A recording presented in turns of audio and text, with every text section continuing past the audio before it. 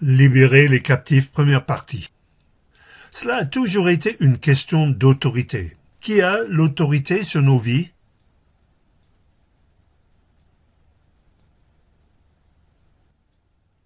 N'avons-nous pas donné à Dieu la permission de discipliner notre âme pour mieux ressembler à Jésus? La bataille fait rage dans nos pensées, dans nos raisonnements et ce qu'il sort de notre bouche. Évidemment, nous avons passé des années dans le monde, et une fois devenus chrétiens, on est plutôt tenté d'accepter le statu quo. Le monde nous a façonné, nos expériences, nos erreurs, nos certitudes, notre famille, nos amis, et notre comportement est bien tel qu'il est. Après tout, je ne suis pas pire qu'un autre.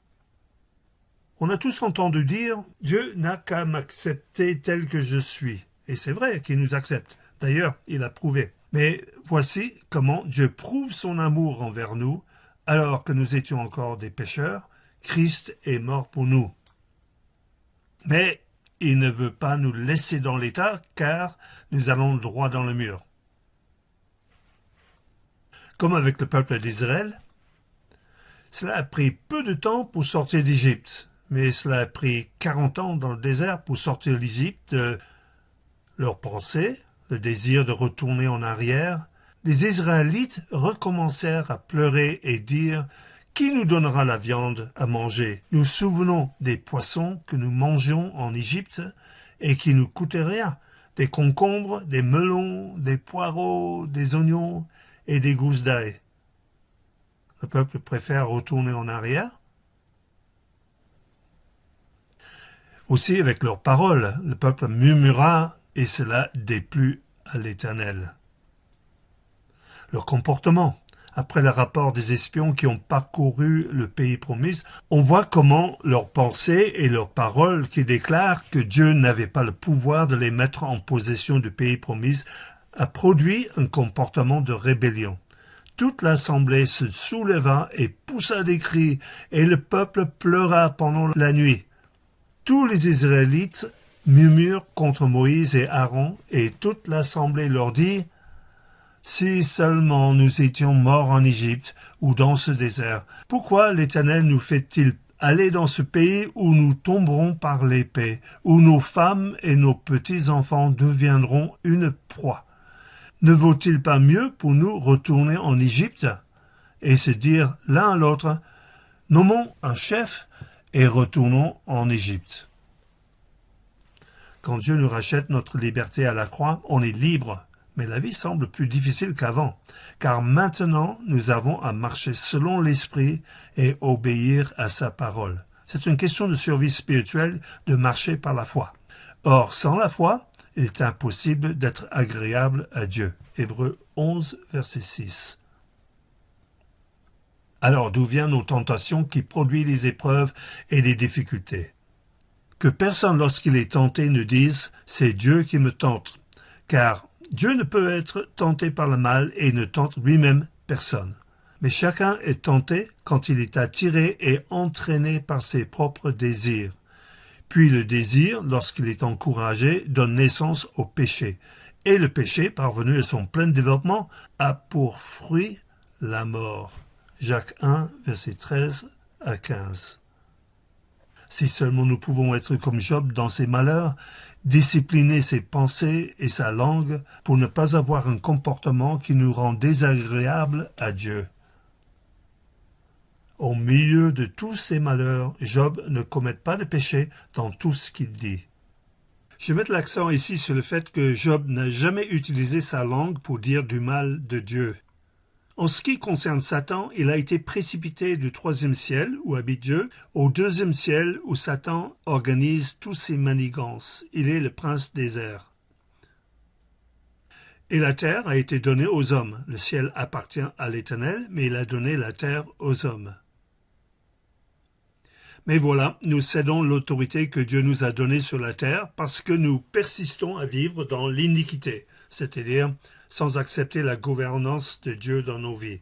Alors, par défaut, nous accueillons la gouvernance de Satan et ses cohortes pour dominer sur les territoires en nous et autour de nous qui pourtant nous appartiennent.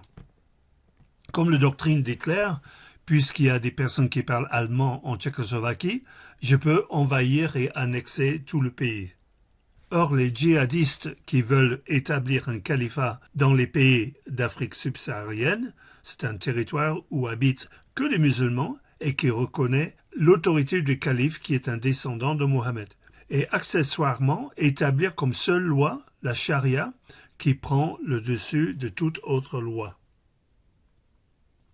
Mais en Jésus, nous sommes sous son autorité et nous ne sommes plus sous la gouvernance de Satan, qui n'a pas du tout nos intérêts à cœur. Son seul désir est de prendre la place de Dieu dans nos cœurs. C'est ça l'idolâtrie. Et son astuce est de nous faire croire que nous sommes libres de croire ce qu'on veut. Il accepte de placer notre moi sur le trône pourvu que nous soyons aussi son vassal. Et dans la parabole de Luc 19, verset 13, l'ordre du grand roi est « Faites-les fructifier, les dons que Dieu t'a donnés, jusqu'à ce que je revienne. » En anglais, c'est « Occupy until I come ». L'idée est de reprendre le territoire sur la terre en commençant par tes pensées et tes émotions et dans la vie des autres. Comme la promesse de Josué 1, versets 3 à 6, « Tout lieu qu'où foulera la plante de votre pied, je vous le donne. Personne ne pourra te résister tant que tu vivras, car c'est toi qui mettras ce peuple en possession du pays que j'ai juré à leurs ancêtres de leur donner. »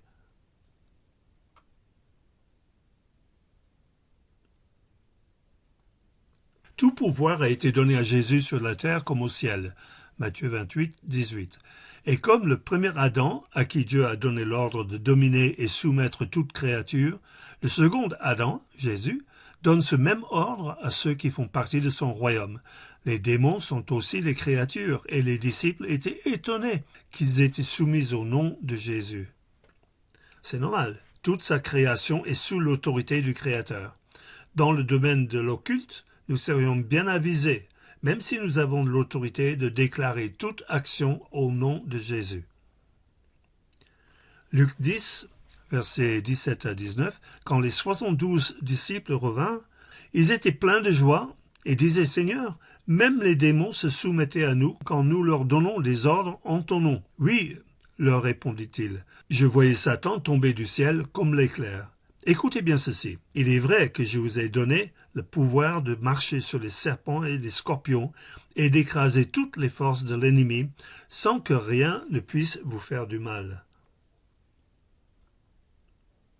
Alors 90% de ce qui nous arrive vient des voies d'accès qu'on donne à Satan. Il profite de nous frapper comme dans le cas de Paul. Dans son cas, la voie d'accès était une petit pincement d'orgueil qu'il a eu à cause des visions ineffables du troisième ciel, là où Dieu réside. Et pour que je ne sois pas rempli d'orgueil à cause de ces révélations extraordinaires, j'ai reçu une écharpe dans le corps, un ange de Satan pour me frapper et de m'empêcher de m'enorgueillir.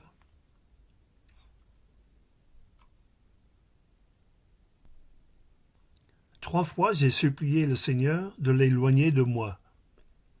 Et il m'a dit, ma grâce te suffit, car ma puissance s'accomplit dans la faiblesse.